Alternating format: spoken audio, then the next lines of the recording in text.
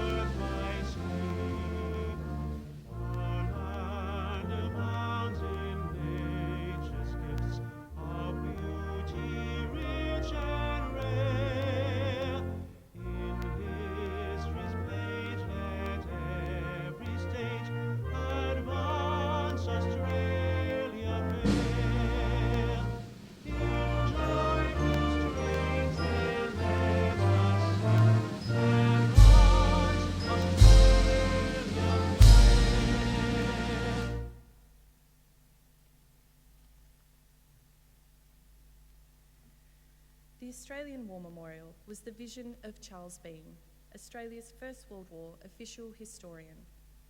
Bean landed with the Australian troops on Gallipoli and stayed with them at the front through to the end of the war. The idea of this national memorial and museum came to him at Pozières, France, in the depths of the bloody fighting of 1916. Bean's idea was that this would be a place where families and friends could mourn loved ones buried in faraway places. It would also be a place that could help all Australians understand what these men and women had endured and what they had done for us. Bean's vision, to which we remain true, is best expressed as inscribed in the entrance to the memorial's galleries. Here is their spirit, in the heart of the land they loved, and here we guard the record which they themselves made. Tonight, we will read the story behind just one of those on the Roll of Honour, which lists the names of more than 102,000 men and women who have given their lives for us in war and on operations for more than a century. But first, we present a lament, Flowers of the Forest. Wreaths or floral tributes will now be laid at the base of the Pool of Reflection.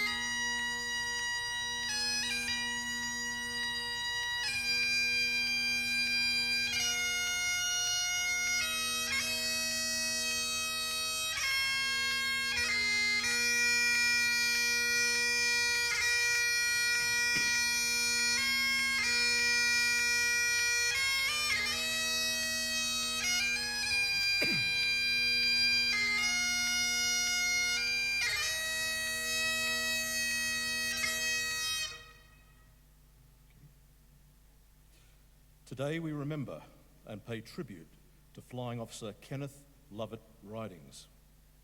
Kenneth Ridings was born on the 7th of February 1920 in the Adelaide suburb of Unley. Commonly known as Ken, he was the youngest of 4 sons born to Roland and Olive Ridings. Kenneth's father had been a wicket-keeper for Sturt and later became an umpire at Adelaide. The Ridings boys grew up with cricket in their blood, and all 4 went on to play at a high level.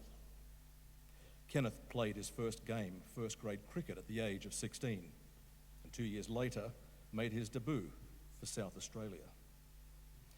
An opening batsman, an occasional leg spin bowler, he played all 6 of South Australia's matches in that season's Sheffield Shield, which was won by South Australia. In the match against Queensland, he scored 122 in the first innings, adding 197 for the first wicket with Richard Whittington and 109 for the second wicket with his captain, Don Bradman. He also took 2 for 27 and 4 for 26. The next season, he scored 151, playing against Queensland, adding 196 in 115 minutes with Bradman. The coming of the Second World War disrupted many professional sporting events. By December 1941, most state cricket associations had agreed to abandon interstate matches until the end of the war, and the Melbourne Cricket Ground was commandeered by the services. While his 3 brothers would enlist in the Army, Kenneth joined the Australian Army Services Corps in February 1940. In March the following year, he was discharged so that he could enlist in the Royal Australian Air Force, which he did on the 21st of July 1941 at the age of 21. After attending elementary flight training school at Parafield and special flying training school at Point Cook, on the 20th of October 1942, he was promoted to flying officer and posted to 10 Squadron. By then, he had become engaged to Audrey Foal. Number 10 Squadron was the first RAF squadron to see active service in the Second World War, when one of its aircraft made a flight to Tunisia in October 1939. It was also the only RAF squadron to see continuous active service throughout the war. Flying Sunderland aircraft, its major tasks were escorting convoys, conducting anti-submarine patrols, and air-sea rescue. Operating from RAF Mountbatten in Plymouth, the unit flew missions as far afield as Scotland, Malta, and Gibraltar. On the 17th of May 1943, Ridings was the first pilot in a Sunderland that left RAF Mountbatten at dusk, tasked with an anti-submarine patrol.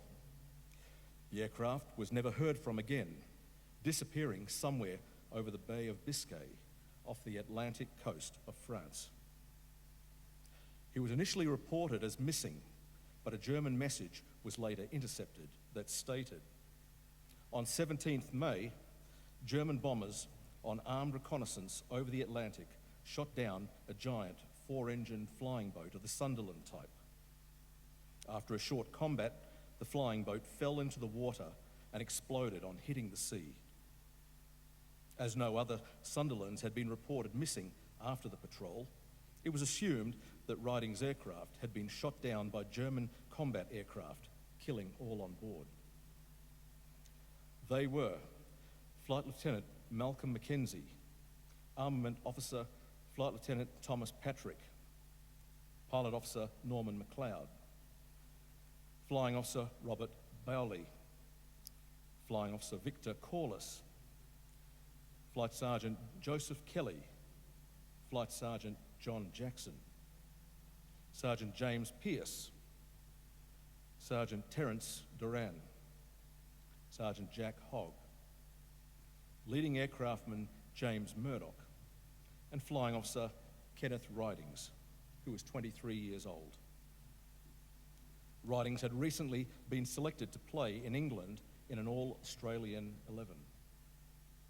With no grave but the sea, today Ridings is commemorated on the Runnymede Memorial, sometimes known as the Air Force's Memorial, on the banks of the River Thames.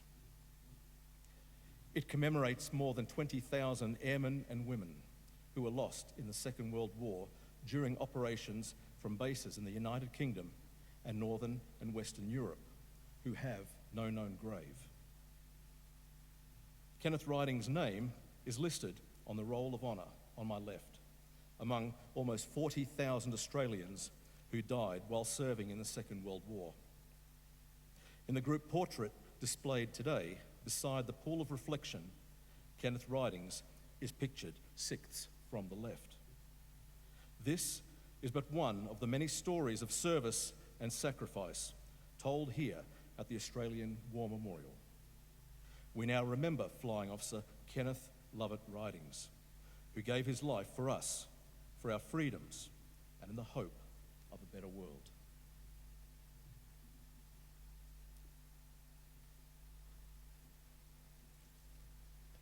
Please stand for the reading of the Ode and sounding of the last post.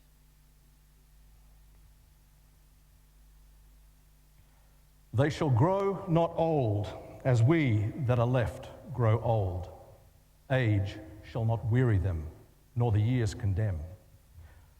From the going down of the sun and in the morning, we will remember them. We will remember them.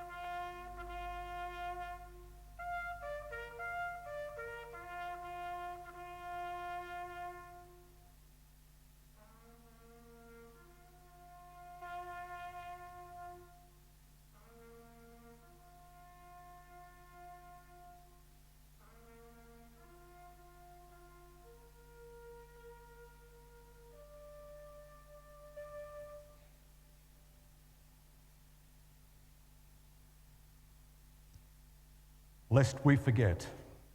Lest we forget.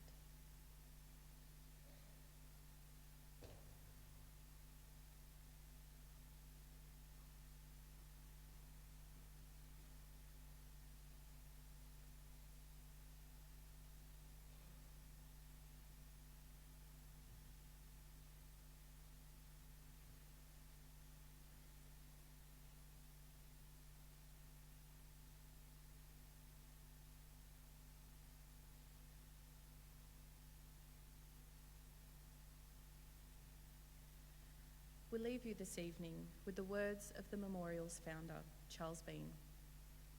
Many a man lying out there at Poziere or in the low scrub at Gallipoli, with his poor, tired senses barely working through the fever of his brain, has thought in his last moment, well, it's over.